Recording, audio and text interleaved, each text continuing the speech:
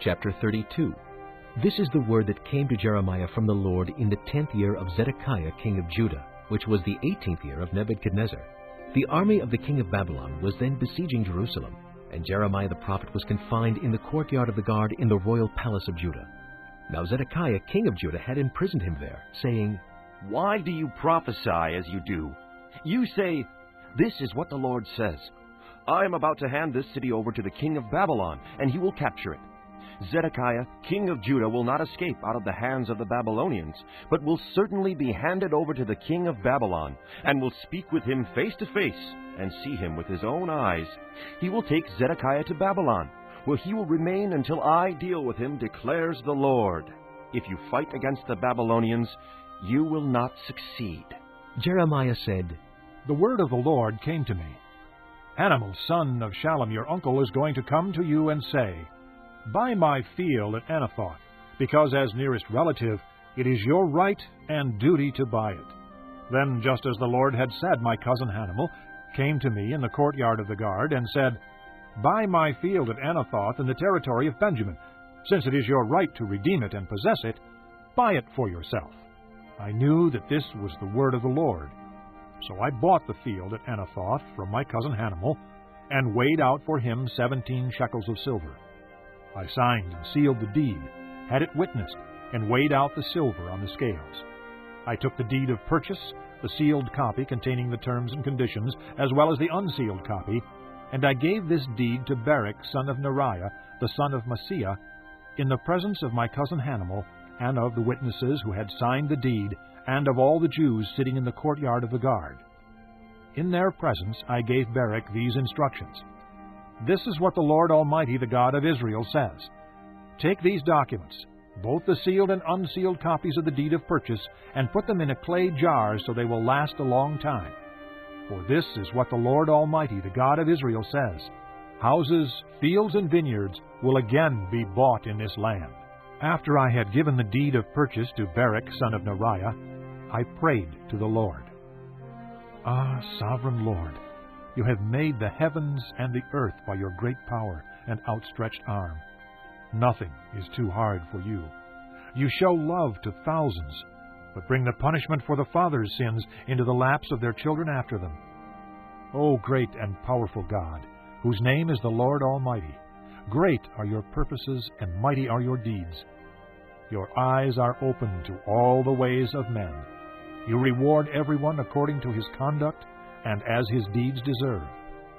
You performed miraculous signs and wonders in Egypt, and have continued them to this day, both in Israel and among all mankind, and have gained the renown that is still yours. You brought your people Israel out of Egypt with signs and wonders, by a mighty hand, in an outstretched arm, and with great terror. You gave them this land you had sworn to give their forefathers, a land flowing with milk and honey. They came in and took possession of it, but they did not obey you or follow your law. They did not do what you commanded them to do. So you brought all this disaster upon them. See how the siege ramps are built up to take the city. Because of the sword, famine, and plague, the city will be handed over to the Babylonians who are attacking it. What you said has happened, as you now see. And though the city will be handed over to the Babylonians, you, O sovereign Lord, say to me, buy the field with silver, and have the transaction witnessed.' Then the word of the Lord came to Jeremiah. 'I am the Lord, the God of all mankind. Is anything too hard for me? Therefore this is what the Lord says. I am about to hand this city over to the Babylonians and to Nebuchadnezzar, king of Babylon, who will capture it. The Babylonians who are attacking this city will come in and set it on fire. They will burn it down, along with the houses where the people provoke me to anger, by burning incense on the roofs to Baal, and by pouring out drink offerings to other gods. The people of Israel and Judah have done nothing but evil in my sight from their youth. Indeed, the people of Israel have done nothing but provoke me with what their hands have made, declares the Lord. From the day it was built until now, this city has so aroused my anger and wrath that I must remove it from my sight. People of Israel and Judah have provoked me by all the evil they have done, they, their kings and officials, their priests and prophets, the men of Judah and the people of Jerusalem. They turned their backs to me, and not their faces. Though I taught them again and again, they would not listen or respond to discipline. They set up their abominable idols in the house that bears my name, and defiled it. They built high places for Baal in the valley of Ben Hinnom, to sacrifice their sons and daughters to Moloch, though I never commanded, nor did it enter my mind, that they should do such a detestable thing, and so make Judah sin. You are saying about this city, by the sword, famine, and plague, it will be handed over to the king of Babylon. But this is what the Lord, the God of Israel, says.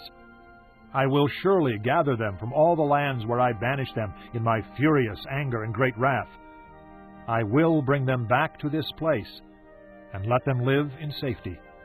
They will be my people, and I will be their God. I will give them singleness of heart and action, so that they will always fear me for their own good and the good of their children after them.